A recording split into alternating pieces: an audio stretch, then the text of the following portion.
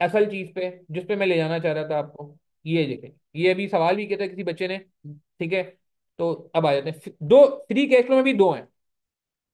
ये समरी मैंने ना अपने फोन में सेव कर लिया, वन पेजर समरी।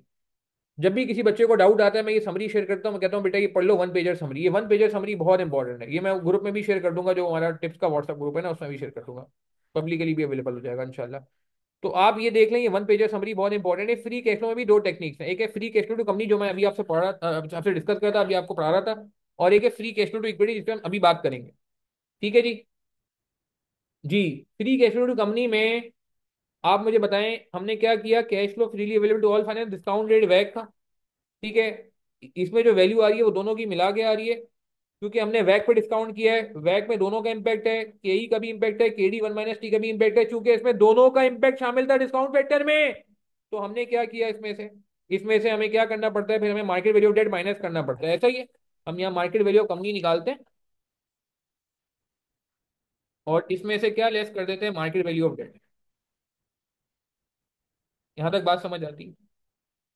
ये क्या आ गई, मार्केट वैल्यू ऑफ, जिस पे डिसीजन होना है, जिस पे फैसला होना है, जिस पे शेयर होल्डर की वेल पे बात होनी है। ठीक है, आफ्ताब यहाँ तक बात समझ आती है आपको? यहाँ तक आप हमारे साथ हैं कि हमने इंटरेस्ट माइनस नहीं किया था, मगर डिस्काउंट रेट में उसका इंपैक्ट शामिल था। क्योंकि डिस्काउंट रेट में उसका इंपैक्ट शामिल है, तो हमने ये देखा कि इसका मतलब है कि हमारे पास ओवरऑल वैल्यू आई, डेट माइनस बाद में करना पड़ेगा, तो मार्केट वैल्यू ऑफ इक्विटी आ गई।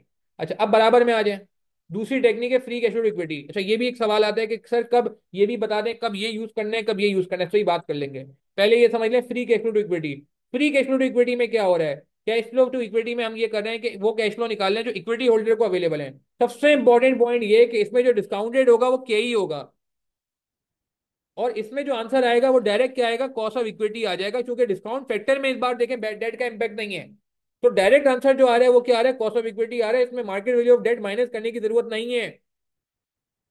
अच्छा, अब ये ये फ्री कैश फ्लो इक्विटी आता कैसे?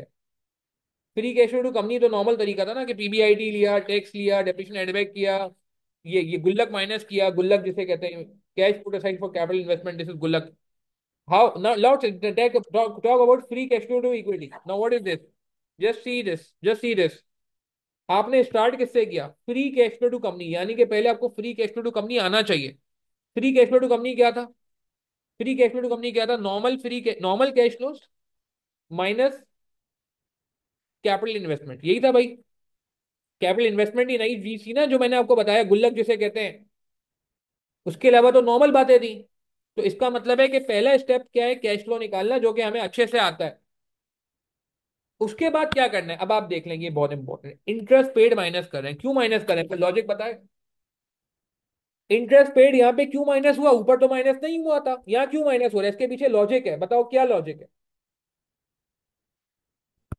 क्या लॉजिक है? हाँ, क्योंकि डिस्काउंट किस पे हो रहा है, ये डिस्काउंट हो रहा है केई पे। बिल्कुल, नहीं नहीं नहीं नहीं, देखिए लॉजिक समझिएगा। ये डिस्काउंट हो रहा है केई पे, पहले तो डिस्काउंट हो रहा था वैक पे, तो वैक के अंदर इंपैक्ट था ना। अब तो ये डिस्काउंट हो रहा है केई पे, यानी कि डिस्काउंट फैक्टर में इंटरेस्ट का इंपैक्ट नहीं है। इंटरेस्ट एक जगह तो कंसीडर होना चाहिए ना, ये थोड़ी कहीं भी कंसीडर नहीं होगा। ऊपर क्या एडवांटेज था कि इंटरेस्ट कहाँ कंसीडर हो गया था, वैक में। इंटरेस्ट कहाँ कंसीडर हो गया था, ऊपर हमने देखा वैक में कंसीडर हो गया था। मगर नीचे तो डिस्काउंट फैक्टर चेंज हो चुका है, के ही हो चुका है। अब अगर के ही हो चुका है तो इंटरेस्ट को फिर हमें अलग से इनकॉर्पोरेट करना पड़ेगा। बात समझ आई? इंटरेस्ट इस बार डिस्काउंट फैक्टर में इनकॉर्पोरेट नहीं है ना, not incorporated in discount factor, तो दैट्स व्हाई हमें इसको क्या करना पड़ रहा है, अब अलग से एडजस्ट करना पड़ रहा है, इसकी टैक्स सेविंग को भी लेना पड़ रहा है।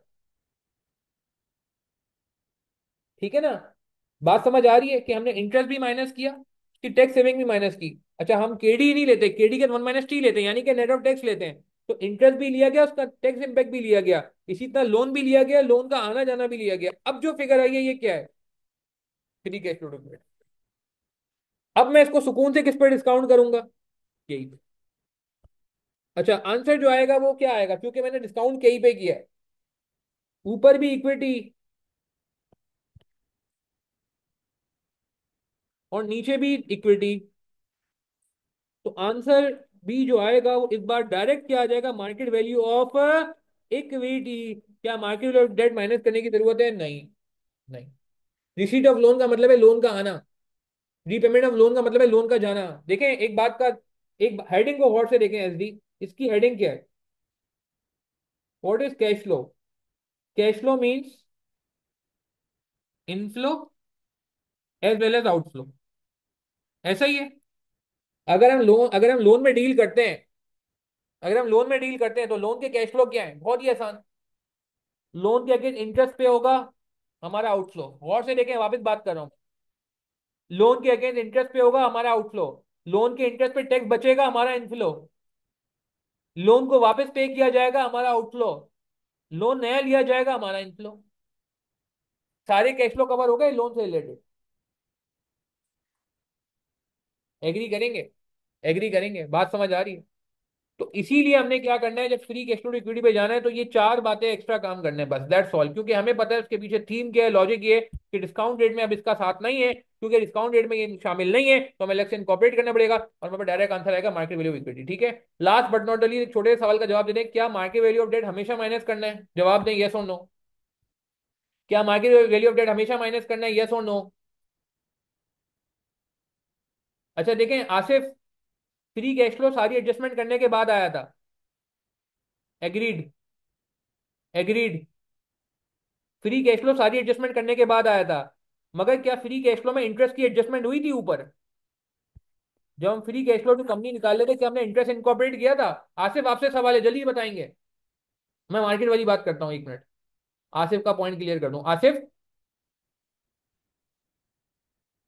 आसिफ मेरा सवाल ये है, क्या मैंने इंटरेस्ट को यहाँ पे माइनस किया हुआ है इस फिगर में जब मार्केट वैल्यू ऑफ कंपनी निकाला था?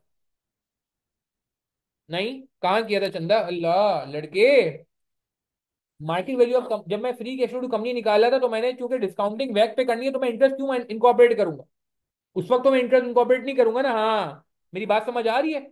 मगर अब मजबूरी ये है कि मेरा डिस्काउंट फैक्टर मुझे कह रहा है कि भाई केई पे डिस्काउंटिंग करो, वैक पे नहीं करो, तो मुझे इंटरेस्ट को एक जगह तो इनकॉर्पोरेट करना है ना यार। ऐसा तो नहीं है ना मैं कहीं भी इनकॉर्पोरेट नहीं करूंगा। क्या ख्याल है? हाँ बिल्कुल, मगर बात कहने का मतलब है हसनैन शकील, जो भी इनफ्लो आउटफ्लो है वो आपको इनकॉर्पोरेट करना पड़ेगा। अच्छा एक लास्ट सवाल मुझे बता दें, मार्केट वैल्यू डेट हमेशा माइनस करना है या नहीं? किन किन जगह में माइनस करना है मुझे ये बता दें बस। मार्केट वैल्यू ऑफ डेट कहाँ कहाँ माइनस होगा फ्री मार्केट वैल्यू निकालते हुए?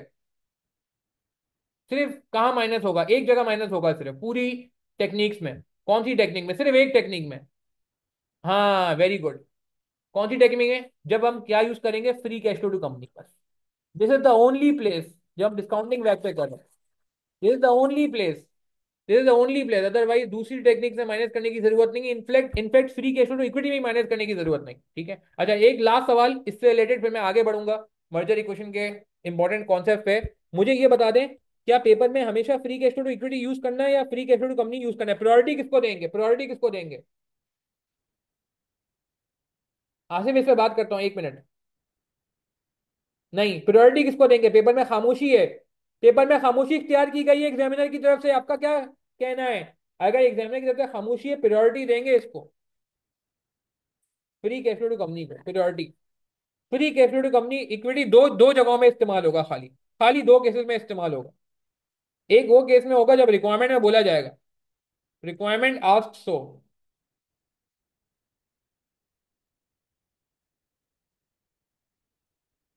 अगर रिक्वायरमेंट ने बोल दिया free cash flow to equity use करो, बात खत्म हो गई, दी एंड।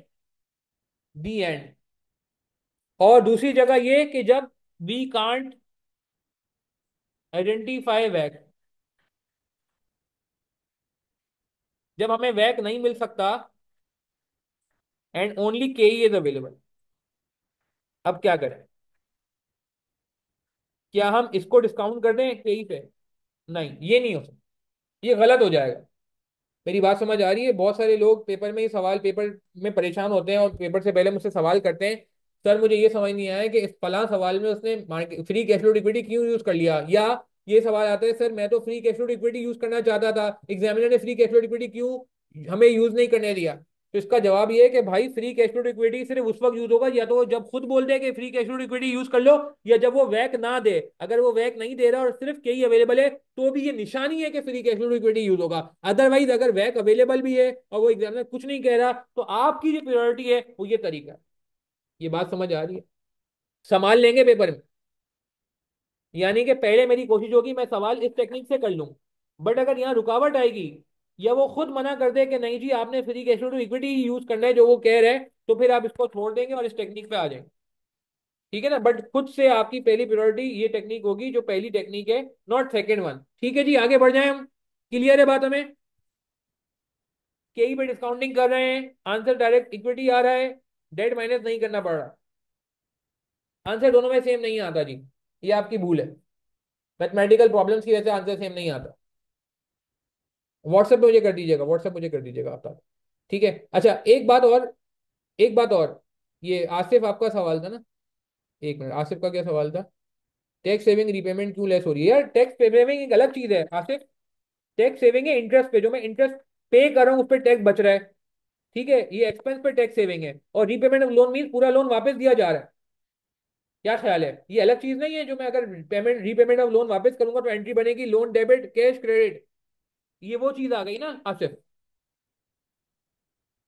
ठीक है, अच्छा जी आगे बढ़ते हैं। ये हो गई बात मर्जर इक्वेशन पे। आगे अच्छा, मर्जर इक्वेशन के भी कुछ सवालात हैं।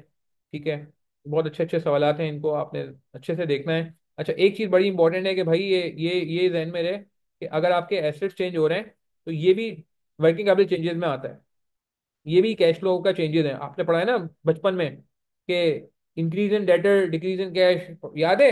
IS 7 पढ़ते हुए पढ़ते हैं, तो कभी कभार ये ऐसा हुआ है रिसेंट में एक आध सवाल में कि जो करंट एसेट्स का चेंज था वो भी आपको कैश फ्लो में लेना था, जो करंट लायबिलिटीज का चेंज था वो भी लेना था। आप मुझे एक बात बताए ना, वर्किंग कैपिटल का चेंज लेते हैं ना, ऊपर नहीं लेस किया था हमने, ऊपर आसिफ नॉर्मल कैश फ्लो में तो नहीं किया था ना, कैश फ्लो टू कंपनी में थोड़ी लेस किया था। खैर, तो आपको याद है वर्किंग कैपिटल का चेंज लेते हैं, वर्किंग कैपिटल क्या होता है? Current asset minus current liability. तो एक बात मुझे बताएं, अगर सवाल में वर्किंग कैपिटल चेंजेस दिया हुआ है, वर्किंग कैपिटल चेंजेस याद है ना, ये आपका कैश फ्लो होता था। अगर वर्किंग कैपिटल चेंजेस नहीं दिया हुआ और उसने करंट एसेट का चेंज दिया हुआ है और करंट लायबिलिटी का चेंज दिया हुआ है, क्या मैं कहता हूँ इनडायरेक्टली उसने वर्किंग कैपिटल का चेंज ही दिया हुआ है?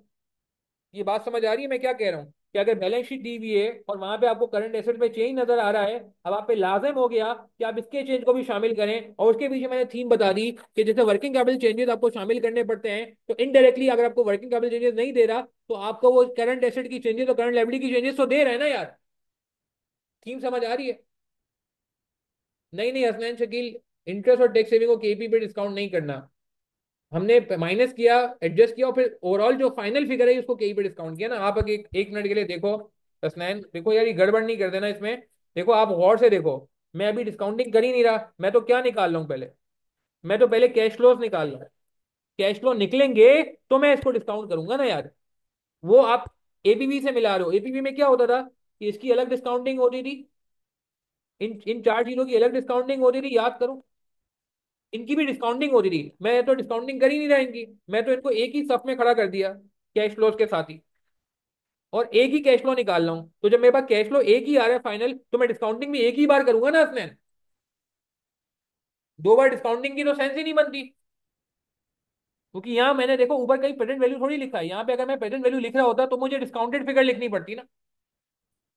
और सिंपल कॉन्सेप्ट है, बहुत ही आसान कॉन्सेप्ट है कि मैंने अपने कैश फ्लोज लिए, उसमें नॉर्मल एक एडजस्टमेंट किया, एक्स्ट्रा एडजस्टमेंट किया, और फिर मैंने अब उस अपडेटेड कैश फ्लो का डिस्काउंट कर लिया, सिंपल। अच्छा जी, ये बात हो गई हमारी मर्जर इक्विजिशन में। हमने दो तरह देखा, कभी कभार हम शेयर दे रहे होते हैं, कभी कभार हम कैश दे रहे होते हैं। ठीक है, वैल्यू ऑफ मर्ज एंटिटी क्या होती है? एक्वायरर की वैल्यू, टारगेट की वैल्यू। नहीं नहीं यार, एबीवी अलग है भाई, एबीवी से रिलेट नहीं करो चंदा, एबीवी को इससे मिलाओगे ऐसी तैसी हो जाएगी। और सैनर्जी ऐड करनी पड़ती है, सैनर्जी को ओवरऑल गेन भी कहते हैं। ठीक है, और अच्छा अब एक सवाल यहाँ पे अक्सर आता है जो मर्जर इक्वेशन से रिलेटेड है, प्लीज गौर से देखिएगा, ये बहुत इंपॉर्टेंट बात हो रही है, अगले 20 मिनट बहुत इंपॉर्टेंट है हमारे लिए, बहुत इंपॉर्टेंट है। मुझे एक बात का जवाब दें, पी रेशो किसका यूज किया जाएगा? जो रिवाइज अर्निंग होंगी उसमें एक्वायरर की अर्निंग होगी, गौर से देखिएगा प्लीज। टारगेट की अर्निंग होगी, A for acquirer, T for target, और सैनर्जीज होंगी, सैनर्जी समझते हैं ना जो सेविंग आती है। सवाल ये पी रेशो किसका यूज किया जाए? जी, अर्निंग को पी से मल्टीप्लाई करते हो, मार्केट वैल्यू आती है ना, इक्विटी, मार्केट वैल्यू इक्विटी आती है। तो जल्दी से जवाब दें मुझे, किसका यूज करें? एग्जामिनर नहीं बताता तो फिर क्या करेंगे? अगर एग्जामिनर बता देगा फिर तो बात ही खत्म हो जाती है। अच्छा, वैसे आपने बिल्कुल सही कहा, ये मोहम्मद शेख, आपने बहुत अच्छी बात की है, बहुत अच्छी बात की, बाकी लोग भी जवाब गलत नहीं दे रहे। अच्छा, पहली प्रायोरिटी होनी चाहिए, हम यूज करेंगे मर्ज एंटिटी का पी। क्या यूज करेंगे? जो कि एग्जामिनर ये तो बता देगा। ठीक है, और अगर नहीं बता रहा मर्ज एंटिटी का पी रेशो, तो फिर अगर ये अवेलेबल नहीं है, तो फिर हम किसका यूज करेंगे? एक्वायरर का पी रेशो। एक्वायरर का पी यूज करने के पीछे लॉजिक क्या थी? एक्वायरर का पी यूज करने के पीछे लॉजिक क्या थी, रैशनल क्या था? एक्वायरर का पी रेशो यूज करने के पीछे रैशनल ये था कि अब ये कंपनी किसकी हो जाएगी? अब ये कंपनी जैज की हो जाएगी। वारिद और जैज जब मर्ज हो गए तो अब वारिद की नहीं चलेगी, अब जो जैज कहेगा वो होगा। ये कंपनी, ये सारी अर्निंग भी अब जैज की मानी जाएंगी। ठीक है ना? मेरी बात समझ आ रही है? अच्छा, दूसरी बात बड़ी इंपॉर्टेंट वो ये कि मर्ज एंटिटी का डेटा नहीं है, कोई बात नहीं, फिर आप एक्वायरर पे चले जाओ। टारगेट का काम कभी नहीं करेंगे, टारगेट की पी रेशो कभी इस्तेमाल नहीं करना, ये क्राइम हो जाएगा प्लीज। ये बात समझ में? ठीक है। अच्छा, एक और बात, वो एक कॉन्सेप्ट होता है ओवरऑल गेन का। What is overall gain? Overall gain, new minus value, market value minus old market value, ये एक चीज ध्यान में रखें। New market value minus old market value, ये कॉन्सेप्ट याद है किसी को?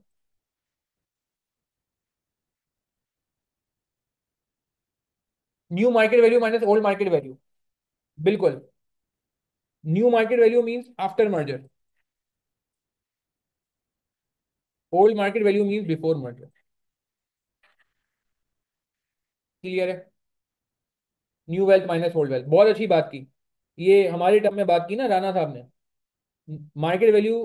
अच्छा, ये कौन सी मार्केट वैल्यू है?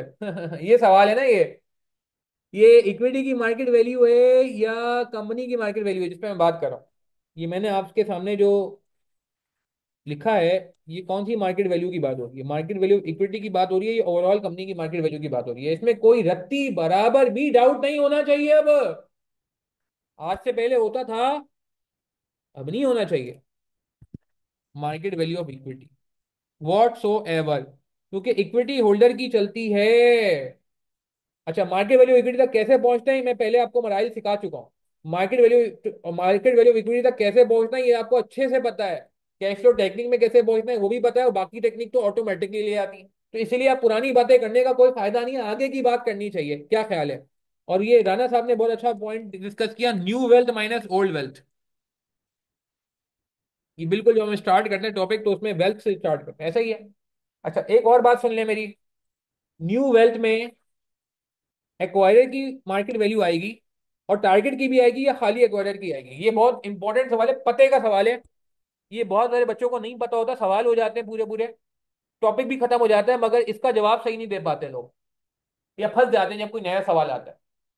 न्यू वेल्थ में एक्वायरर की मार्केट वैल्यू शामिल की जाए टारगेट के साथ, या खाली एक्वायरर की रखी जाए? जवाब दें। साइनर्जी तो ऐड होगी, साइनर्जी का मसला नहीं है। सवाल मेरा ये है कि न्यू मार्केट वैल्यू में, न्यू वेल्थ में हम दो कंपनियों को ऐड करेंगे या एक ही कंपनी की वैल्यू में सिनर्जी ऐड कर देंगे? सवाल मेरा ये है।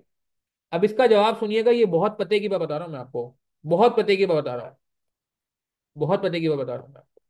बिल्कुल मेजोरिटी सही कह रही है कि इसमें एक्वायर्ड प्लस टारगेट होता है, मगर कब?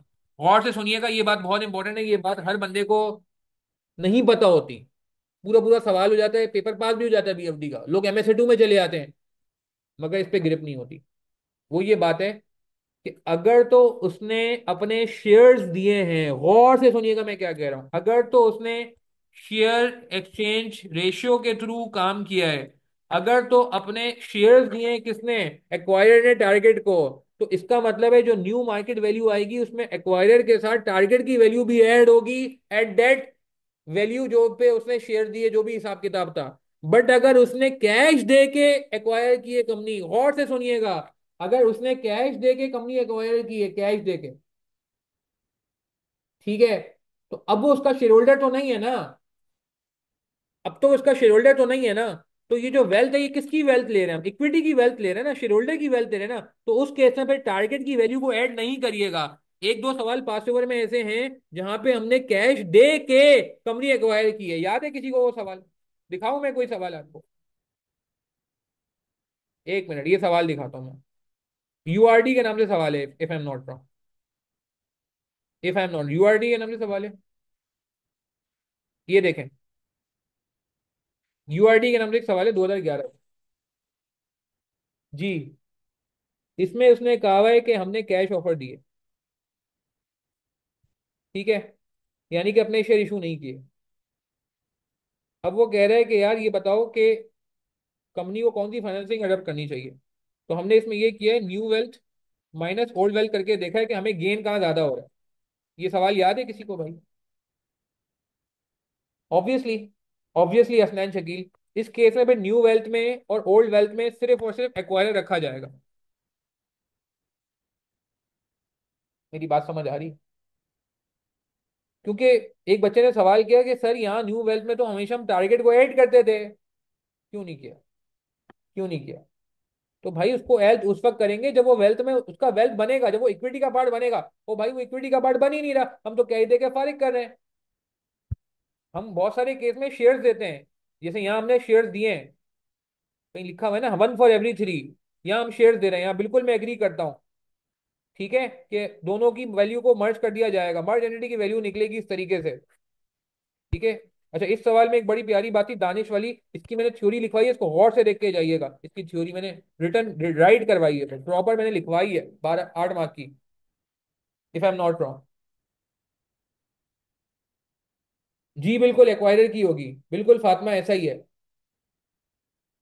नहीं करना ना फिर हम, यार मोहम्मद अभी तो बताया कि जब हम उसको कह ही दे रहे हैं तो हम क्यों ऐड करेंगे, फिर तो हमारी वेल्थ में नहीं आना चाहिए। क्या ख्याल है? अच्छा, ये बहुत अच्छा सवाल था, मैं बारी बारी सवालों को लेके चलता हूँ।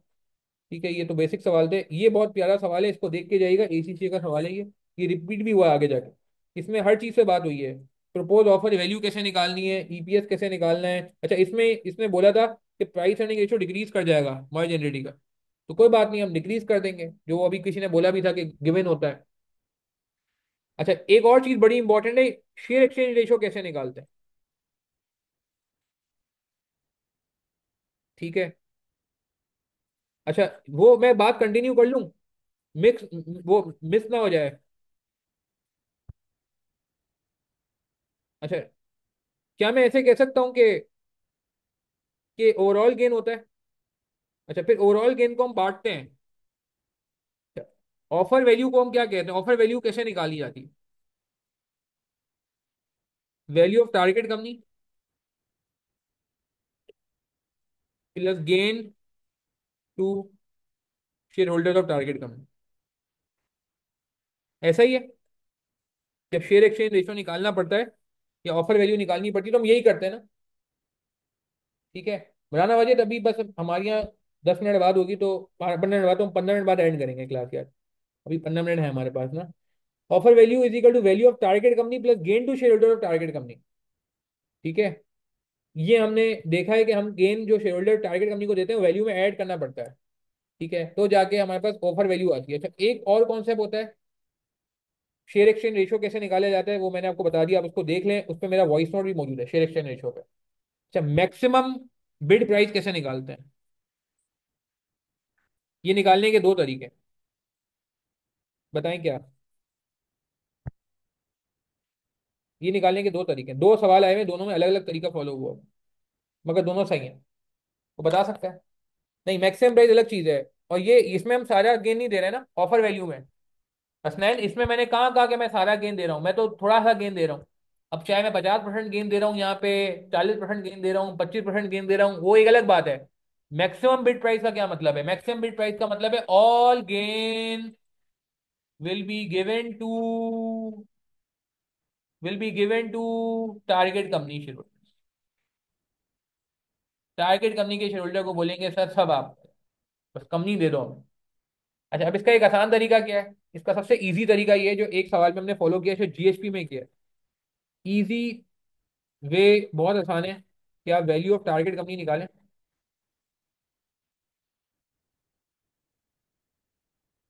और उसमें ऐड कर दें ओवरऑल गेन या total gain due to exposition. ऐसा ही है।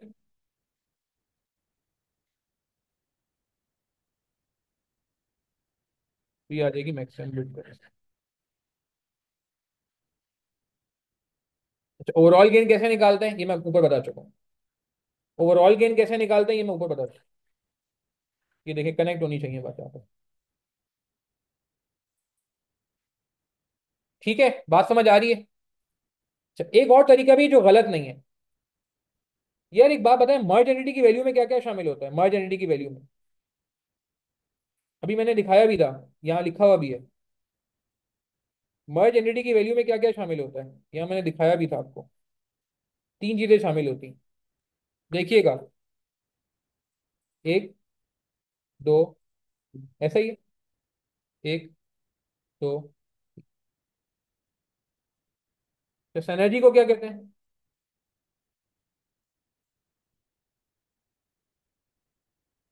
Overall gain. एक ही बात है ना, सिनर्जी को ओवरऑल गेन कहते हैं। ठीक है, अब सुनिएगा। एक और तरीके से भी तो मैं मैक्सिमम प्राइस निकाल सकता हूँ। इसके अंदर तीन चीजें शामिल है, मैं इसमें से क्या करूं, इस फोर में से क्या माइनस करूं? अगर मुझे मैक्सिमम प्राइस निकालनी है, मैक्सिमम प्राइस कैसे आएगी? एक तरीका मैक्सिमम प्राइस निकालने का ये है कि मैं टू और थ्री को ऐड कर दूं। दूसरा तरीका क्या है, और से देखें।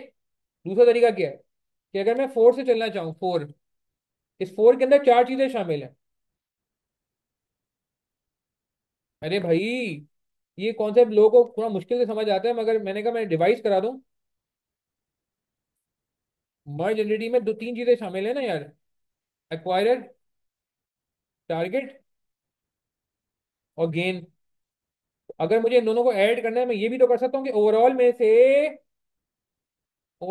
ही एक्वायरर की वैल्यू माइनस करा दूं। मगर ये ब्रेक नहीं होगी, अब ऑफ ही होगा चंदा। क्या ख्याल है? क्या ख्याल है? बिल्कुल, बिल्कुल बिल्कुल एलिमिनेट कर दूं, इसमें से फोर में से वन हटा दूं, तो ये दो बच जाएंगे। अगर मैं इसको फोर में से, लेट से, इसमें से ये हटा देता हूँ, इसमें से, तो जो आंसर आएगा वो ये दो आ जाएंगे। तो ये भी एक तरीका होता है जो एक सवाल में फॉलो हुआ है रिसेंट अटेम्प्ट में। मुझे एग्जैक्टली अटेम्प्ट अभी याद नहीं आ रही, ये वाली अटेम्प्ट तो मुझे अभी नीचे मिल जाएगा सवाल। कि हम ये भी कर सकते हैं कि एन ऑल्टरनेट तरीका ये है, अगर आपके पास डेटा अवेलेबल नहीं है तो आप market value of merge entity निकालें और उसमें से लेस कर दें मार्केट वैल्यू ऑफ। ठीक है जी, ये मुश्किल थोड़े जो सवाल होते हैं मर्जर इक्वेशन के, उनकी तरफ हम बढ़ रहे हैं, उनकी बातें कर रहे हैं।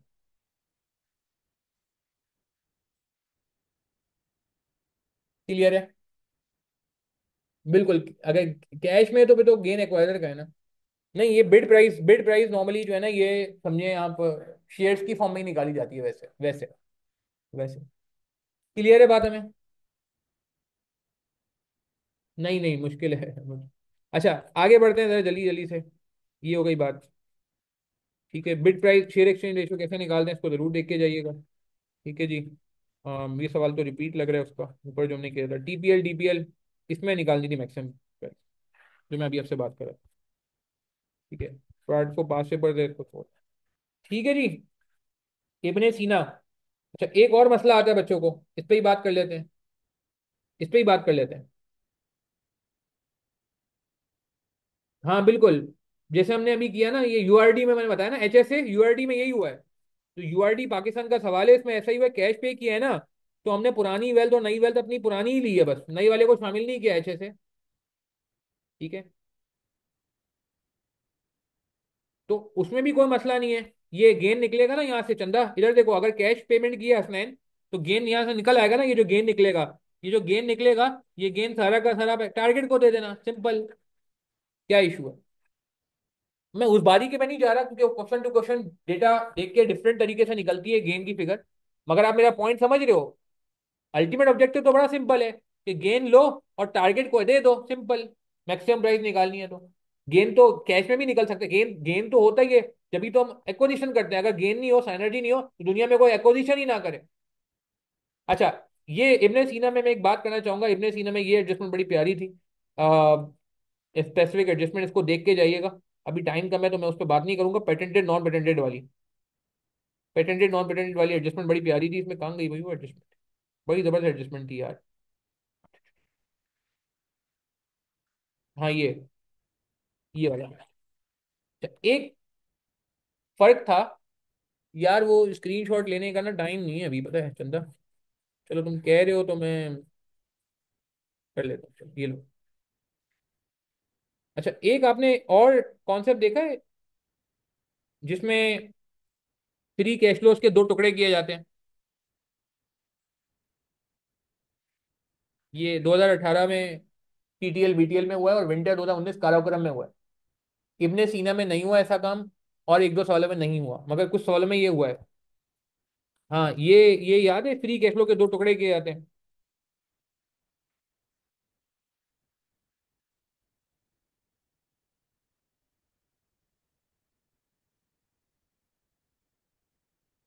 Tax saving due to depreciation, और एक होता है कि अदर फ्री कैश फ्लोज। इसको हम कैप्ट कांस्टेंट, इस पे क्या लगाते हैं, परपेचुटी।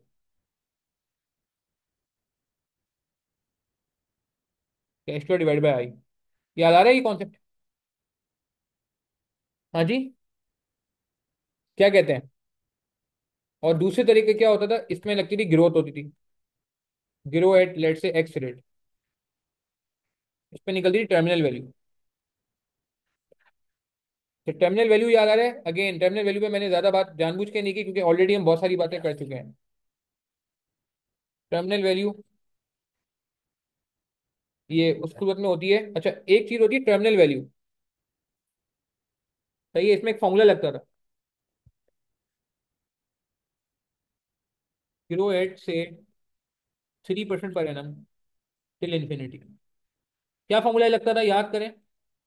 याद करें क्या फॉर्मूला, फिर मैं इस पे वापस आता हूँ, इस बात पे वापस आता हूँ, फ्री कैश फ्लो वाली बात पे। हाँ भाई, फॉर्मूला याद आ रहा है? वही D1/K - G से इंस्पायर हुआ हुआ फॉर्मूला था। क्या फॉर्मूला था? क्या फॉर्मूला था? डेफिनेशन वाली बात करता हूँ मैं। ये वाला कॉन्सेप्ट मैं कंप्लीट करता हूँ इसमें, मगर एक मिनट में टर्मिनल वैल्यू रिकॉल करा दूँ। हाँ हाँ हाँ, जबरदस्त जबरदस्त। Market value is equal to free cash flow in year one, या free cash flow in next year, divide by वैक माइनस डी। वैक क्यों आ रहा है आपको, बात समझ आ गई अब? क्योंकि फ्री कैश फ्लो होते तो वैक आता है, याद आती है बात आपको? हाँ, free cash flow to equity होगा तो भाई के ही आ जाएगा, मगर नॉर्मल जो आपको पता है कि हमारी प्रायोरिटी होती है वो free cash flow to company होती है ना यार। ऐसा ही है भैया। अच्छा, अब सवाल ये है कि इसमें अगर ग्रो हो रहा है आफ्टर 3 इयर्स, तो मुझे बता दो कि ये कैश फ्लो यहाँ पे कौन सा वाला आएगा, और मार्केट वैल्यू कौन सी वाली आएगी। वही अभी थोड़ी देर पहले मैं बात कर चुका हूँ, मगर पता नहीं क्यों मेरा दिल कर रहा है वापस पूछ लूँ। अगर उसने लिखा हुआ है आफ्टर 3 इयर्स ग्रो करेगा, तो आप यहाँ इस डब्बे में क्या डालेंगे और इस डब्बे में क्या डालेंगे? जल्दी बताएं जल्दी बताएं जल्दी बताएं यार, टाइम कम है अभी यार। कैश फ्लो पे क्या आएगा, मार्केट वैल्यू पे क्या आएगा? इस तरह बताएं, 1 2, या 2 3, या 3 4, या 4 5, इस तरह बताएं बस। 1 2, या 2 3, या 3 4, या 4 5, इन चार में से कोई एक आंसर है। जबरदस्त हो गई यार, बात जबरदस्त हो गई। बहुत अच्छे, मेजोरिटी सही बोली है, जबरदस्त हो गई। आफ्टर 3 इयर्स का मतलब क्या है? 3 साल बाद। जैसे अप टू था ना, अप टू का मतलब इतने तक, बाय का मतलब था इतने से, आफ्टर 3 इयर्स का मतलब इतने साल बाद। तो बिल्कुल सही है अलीसा। नहीं देखे कितने साल बाद बात हो रही है अलीसा? 3 साल बाद। तो कैश फ्लो कौन सा वाला होगा? पहला कैश फ्लो कौन सा होगा जो ग्रोथ हिट करेगा, जिस पे ग्रोथ लगेगी 3 साल बाद? कौन सा कैश फ्लो का इस पे ग्रोथ लगेगी? जैसे डिविडेंड में बात हुई थी, फोर्थ। तो ये कौन सा होगा, 3। फिर इसको मजीद डिस्काउंट करेंगे किस पे?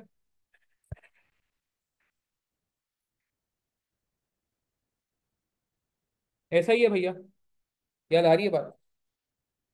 मोबाइल की बैटरी 10% रह गई मेरे, है, क्योंकि नेट आज नहीं चल रहा था मेरा ऑफिस का, तो मैंने कहा हॉटस्पॉट से कनेक्ट कर लेते हैं। खैर, तो कि यहाँ तक बात समझ आ गई? 3 साल पे डिस्काउंट करेंगे मजीद, सही है ना? अच्छा, अब सुनिएगा, ये कॉन्सेप्ट जो है,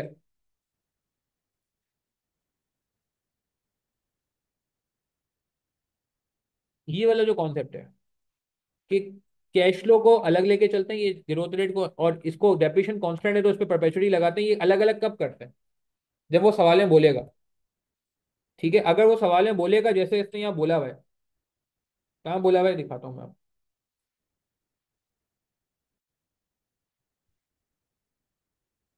ये देखें, कहाँ गया? अरे,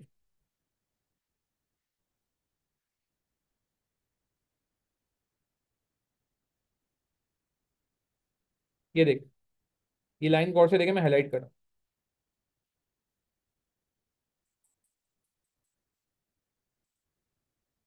ठीक है, अब क्या करना पड़ेगा इस केस में? केस में काम करना पड़ेगा। ठीक है, इस केस में फिर ये करना पड़ेगा कि डेप्यूटेशन को अलग चलाना पड़ेगा और बाकी को अलग चलाना पड़ेगा, ऐसा ही है। अच्छा, अब एक और सवाल मैं आपको दिखाता हूँ। इसमें भी इसने ये बोला।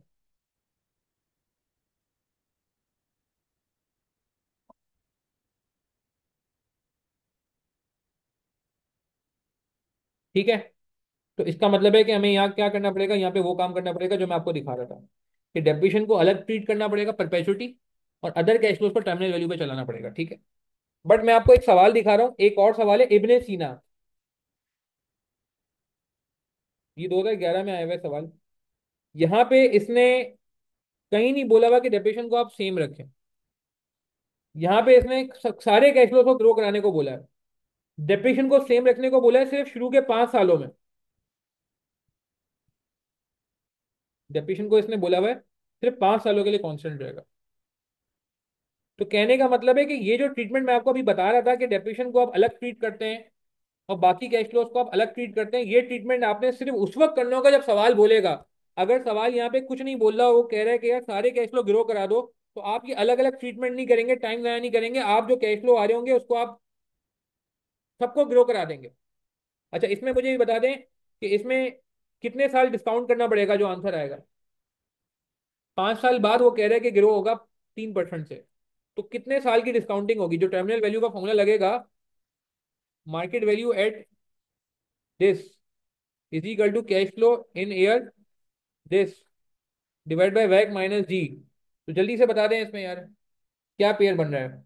गलत नहीं होना चाहिए इस बार, वेरी गुड, बिल्कुल सही है, 5 6, 5 6, बिल्कुल सही है। यहाँ पे जो है वो 6 आ जाएगा और यहाँ पे 5 आ जाएगा। क्लियर है बात हमें? Is this fine? Last 2 minutes हमारे पास हैं जी। शेयर एक्सचेंज रेशियो पे बात हो गई है, डेप्रिसिएशन के कॉन्सेप्ट पे बात हो गई है, गेन पे बात हो गई है, ओवरऑल मार्केट वैल्यू पे बात हो गई है। अच्छा जी, ठीक है जी। पी मेथड पे बात हो गई है, ठीक है।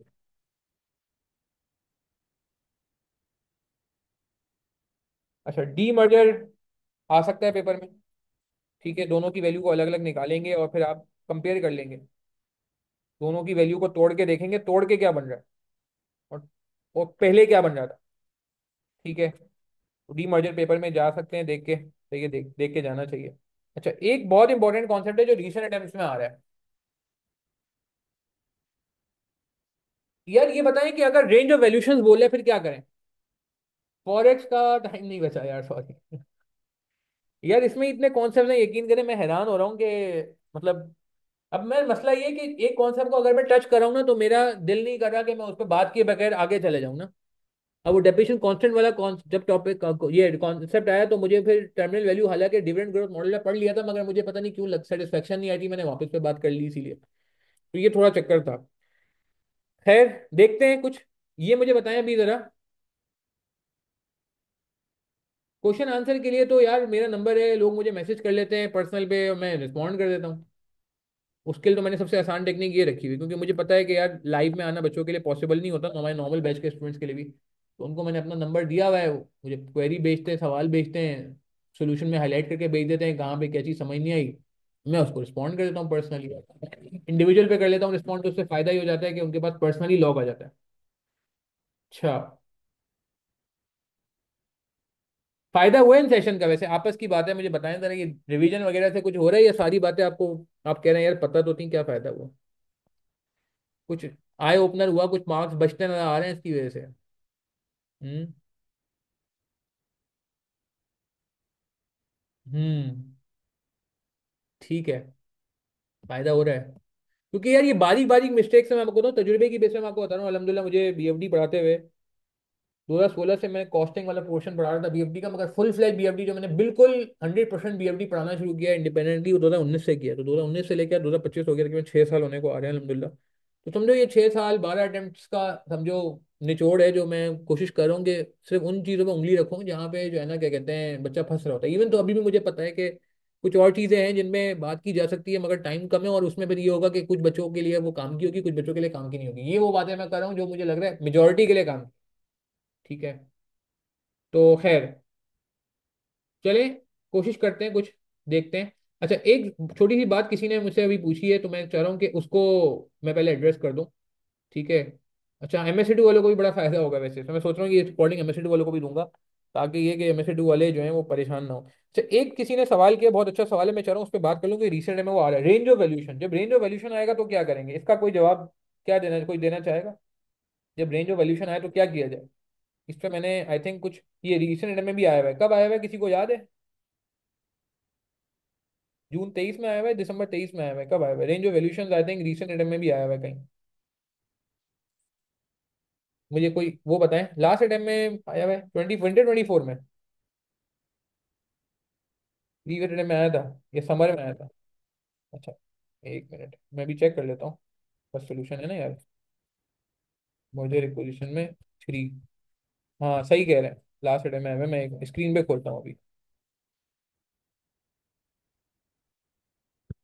लास्ट अटेम्प्ट में आया हुआ है, उससे पिछले अटेम्प्ट में आया हुआ है? यार उससे पिछले वाले अटेम्प्ट में आया हुआ होगा खैर, शायद।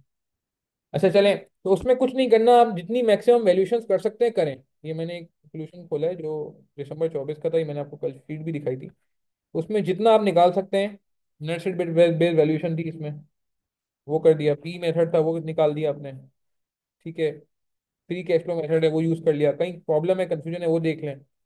अगेन, कल वाली बात बड़ी इंपॉर्टेंट है कि सिर्फ ये एक्सेल पे काम किया, बाकी सारा मैंने आरडीएफ पे काम किया, और फॉर्मेट भी आपके सामने। डेट वैल्यू माइनस करनी पड़ी थी यहाँ पे, तो वैक पे डिस्काउंटिंग करनी पड़ रही थी। ठीक है। ये देखें, इसमें सारा काम हुआ है खैर। तो कहने का मतलब है, रेंज ऑफ वैल्यूशन का मुश्किल नहीं होता सवाल। रेंज ऑफ वैल्यूशन में सबसे अच्छी बात ये है कि आपको जितनी टेक्निक्स हैं सब, मेरे ख्याल से रेंज ऑफ वैल्यूशन के सवाल आसान होते हैं। ठीक है। और अभी अच्छा, एक बस मैं जाते जाते एक बात करता चलूँ, नमाज अजान का भी टाइम हो रहा है, बस नमाज के लिए निकलूंगा मैं भी। एक बात मैं बात करता चलूँ इससे रिलेटेड, इससे रिलेटेड मर्जर इक्वेशन के सवाल थोड़े टाइम पहले बहुत मुश्किल आ रहे थे। 2012 में, 2011 में काफ़ी मुश्किल सवाल हैं। 2008 और 7 2018 और 17 के सवाल भी बहुत वो थे। 2012 कह रहा हूँ, सॉरी, 2022 और 2021 में भी थोड़े टेक्निकल सवाल आए। मगर आप देखेंगे 2022 के विंटर या 2023 से ना बिल्कुल गेम चेंज हो गई है। ये मैं आपको सिर्फ कंफर्ट दे रहा हूँ कि जो मर्जर इक्वेशन का एरिया ना, मैं पर्सनली बीइंग अ टीचर देख रहा हूँ कि अब ये रिपीट होने लग गया है। रिपीट समझते हैं कि कुछ कुछ क्वेश्चंस होते हैं प्रीवियस अटेम्प्ट के, पिछले अगर आपने 5-6 अटेम्प्ट की हुई हैं, तो उनका समझिए एक मिक्सचर बना के एक सवाल बना दिया जाएगा। ये मैं आपको सीरियस बता रहा हूँ, being a teacher, seriously speaking, I have seen very much. और मेरी एक और टीचर से ही बात हुई है, एक और सीनियर टीचर से मेरी अभी कुछ दिन पहले बात हुई है। आई थिंक 2 हफ्ते पहले बात हुई, कब बात हुई, तो उन्होंने भी एग्जैक्टली इन्हीं ख्यालात का इजहार किया कि मर्जर इक्वेशन के जो पहले बहुत ही खतरनाक सवाल आते थे कि पेपर में हैंडल नहीं हो पाते थे, जैसे कुछ हैं वो मैंने कराए हुए हैं, ऐसा नहीं है। मैं आपको दिखा भी देता हूँ, ये कुछ सवाल आते हैं जो वाकई मतलब जैसे कहते हैं ना कि मेरे पास नमाज का टाइम हो रहा है, निकलते हैं। ये वाले जो सवाल आते हैं रिसेंट अटेम्प्ट्स के, 2018 का सवाल बड़ा खतरनाक था, 2017 का बेहतरीन सवाल, 2017 का तो इतना मुश्किल है, विंटर 17 मुश्किल सवाल था। विंटर 19 में भी थोड़ा प्रॉब्लम हुई, समर 19 इतना मुश्किल नहीं था, मगर खैर विंटर 2020 भी आसान था। समर 21 में प्रॉब्लम हुई लोगों को काफी। ठीक है ना, इसमें ये यील्ड कर्व आ गया था इसमें। तो अब ये इस तरह के जो सवाल थे ना, 2021 बहुत क्वालिटी क्वेश्चन था, पार सवाल, बहुत बेहतरीन सवाल था, अबव पार सवाल था। तो इस तरह के सवाल अब नहीं आ रहे, मगर ये कि आपने अगर ये वाले सवाल किए हुए हैं और रिसेंट किए हुए हैं, तो उसको मिल मिला के बना रहा है वो सवाल। ठीक है। तो ये कुछ जैसे कहते हैं ना कि आप अपने उससे जो है ना जहन से निकाल दें कि इसमें प्रॉब्लम हो रही है। फॉरेक्स में यार अल्लाह का शुक्र है कि हमारी बहुत अच्छी टेक्निक बनी है फॉरेक्स की। जिन्होंने हमसे नहीं लिया फॉरेक्स, वो चाहें तो उस टेक्निक को फॉलो कर सकते हैं। हम डायरेक्ट एंड डायरेक्ट कोड पे काम नहीं करते, तो उससे काफ़ी चीज़ें आसान हो जाती हैं। ठीक है। Last but not the least, बस मैं यही कहूँगा आखिर में कि हिम्मत नहीं हारिएगा। देखें आखिरी दिनों में कुछ वसवसे आते हैं कि पता नहीं मेरी तैयारी कैसी है और मेरा पेपर नहीं, पेपर में क्या होगा, तो ये हर बंदे को आती है नेचुरली, मुझे भी आते थे। बीइंग अ टीचर बात कर रहा हूँ कि मैं मतलब जैसे कहते हैं ना कि जब मैं अपनी स्टूडेंट लाइफ में ना, तो ये ख्याल आते थे। आप इन ख्याल को साइड में रखें, अपना राब्ता अल्लाह ताला से स्ट्रांग रखें, नमाजें पढ़ें। उसमें यह है कि आपको एक दिली सुकून भी मिलता है, जहनी सुकून भी मिलता है, और फिर एक आपके सर से बोझ भी उठ जाता है कि आप जब अल्लाह ताला के सपोर्ट कर देते हैं ना कि नहीं यार बस अल्लाह मालिक है, मैं तो मेहनत करूंगा, बाकी अल्लाह ताला के हाथ में है। तो आपके जहन से भी बोझ उतर उतर जाता है कि यार बस जैसे कहते हैं ना कि मेरे कंधों पे नहीं है, अब मेरा काम सिर्फ मैं एफर्ट करना है। तो आप बस पॉजिटिव फ्रेम ऑफ माइंड के साथ चीज़ों को लेके चलें, और मेरी दुआएं आपके साथ हैं, अल्लाह ताला आपको कामयाब फरमाए। और कोशिश करते हैं यार, मैं प्रॉमिस नहीं करता। देखो अगर कोई पॉसिबिलिटी बनती है ना, तो मैं ग्रुप्स में इंशाल्लाह कंफर्म कर दूंगा, अगर बाकी चीज़ों का कुछ पॉसिबिलिटी बनती है। बाकी वॉइस नोट्स वगैरह है मेरे, वो आप फॉलो करें, मेरे वॉइस नोट के ग्रुप में रहें, एंड मैं इसी इतना एडजस्टमेंट छोटी एक एक डेढ़ दो दो मिनट की ये बातें जो है ना शेयर भी करते रहता हूँ। ये मैंने आज बातें की हैं, आधी बातें ऑलरेडी ऐसी हैं जो वॉइस नोट्स की फॉर्म में मौजूद है, पता है। तो आप लोग वॉइस नोट को फॉलो करें, जो मैं छोटे छोटे वॉइस नोट डेढ़ डेढ़ दो दो मिनट के आखिर तक रिलीज करता रहता हूँ, ठीक है ना, उसको नहीं छोड़ना है आपने। और यार प्लीज, आपको ये बातें समझ आए तो आप और लोगों को भी फॉरवर्ड करते हैं। बहुत सारे लोग होते हैं उनको पता ही नहीं होता कि हमारे वॉइस नोट्स हैं, उनको पता ही नहीं होता कि हमारा जो है ना ये स्टडी मटेरियल है, इस तरह सॉफ्टवेयर पे सॉल्व हुआ हुआ है। तो आप प्लीज उनको भी बता दें, ताकि जो बीएफडी दे रहे हैं उन सबको जो है ना क्या कहते हैं, कम से कम ये मटेरियल जो ओपन फॉर ऑल है यार, इसमें कोई ऐसी बात नहीं है, वो सब मिल जाए, ठीक है। चलें, इंशाल्लाह आपसे रब्ता रहेगा, ठीक है। और मेरी दुआएं आपके साथ है। टाइम हो गया नमाज का, अब भी नमाज पढ़ लें, मैं भी नमाज के लिए निकलता हूँ। और अच्छा लगा आप लोग लाइव पे आए, और आगे कोई सेशन की तरतीब बनती है तो मैं इंशाल्लाह आपको ग्रुप पे ही, व्हाट्सएप ग्रुप पे जो आप हमारे हैं उस पर मैं इंशाल्लाह कंफर्म कर दूंगा। कासा का भी शुक्रिया यार, उन्होंने जो है ना ये हर बार कंडक्ट कराते हैं, और इस बार जहन में आया कि नहीं यार थोड़ा डिफरेंट किया जाए। अल्लाह ताला आप सबको कामयाब फरमाए, आमीन सुम्मा आमीन। बहुत सारी दुआएं आपके साथ हैं, और please last but not least, please यार प्लीज़, आपको अगर थोड़ा सा भी बेनिफिट हो इनसे, तो आप दुआओं में मुझे ज़रूर याद रखिएगा। ठीक है जी, चलें, अस्सलाम वालेकुम रहमतुल्लाहि व बरकातहू। नमाज ज़रूर पढ़ लीजिएगा, टाइम हो गया।